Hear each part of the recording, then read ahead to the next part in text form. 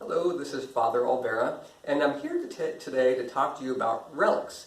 Not too many people know about relics and what it is that they are, so I just want to talk a little bit about them, maybe clarify some misinformation about them.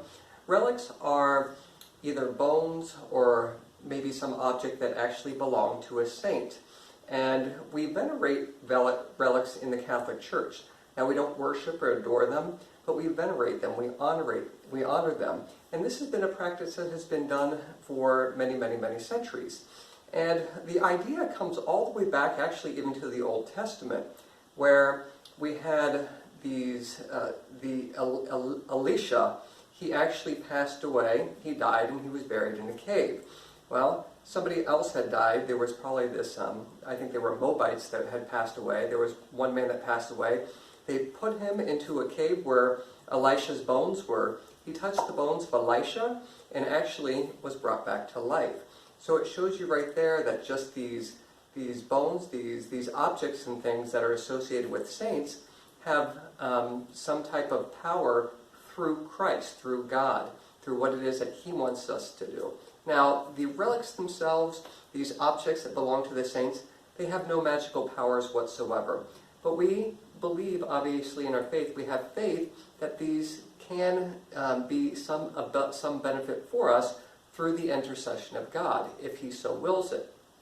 Even in the New Testament, we have Christ who was walking along, and there was the woman that was hemorrhaging. She reached out and just touched His garment, just the cloth that He was wearing, the cloak He was wearing, and she was miraculously healed. We also have St. Paul in the book of Acts. I think it was Acts chapter 19. He was handing out these aprons or handkerchiefs to other people that they could take home. And when these people had these handkerchiefs or aprons, and they touched the people of those that were sick, they were healed. And then in the early centuries, obviously, when somebody died that was looked upon as somebody very saintly or holy, they were buried, and actually they would have masses over the bones of those people that were so holy. And we actually do that to this day in some small way.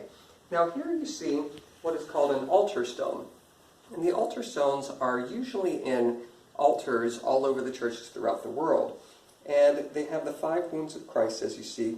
But right in here in the center is where actually they'd have the relic of a saint. It would probably either be like a bone or a piece of flesh or something that came from the saint. So to this day we have that kind of practice where we actually pray over the bones of those holy people that have passed away. And other ways that they're displayed throughout the church are what are called reliquaries. We have one here of St. Catherine Labouré, and we also have one of the true cross of Christ in which He was crucified. And these are honored in our church, and we do believe that when we ask for the intercession of the saints that they can help us. Again, they don't have magical powers, but it's through our faith that these things, that healings can actually take place, and we have seen actually healings take place through the intercession of saints with their relics. In order for these to actually be displayed in a church, though, you actually have to have official documentation from the Vatican. Otherwise, it can't be displayed publicly in the church. That is what the church tells us. But these things that we have in the church that people are not familiar with, such beautiful ways that we can honor the saints through the relics, and with our faith, how it is that we know that these relics, or which are called sacramentals, help us grow in our faith and bring us closer to God. So that's just a little bit of information about relics. Hope you learned something today. And next time you see one, pay honor to it, pay respect, and thank the Lord for what it is He gives us in our church.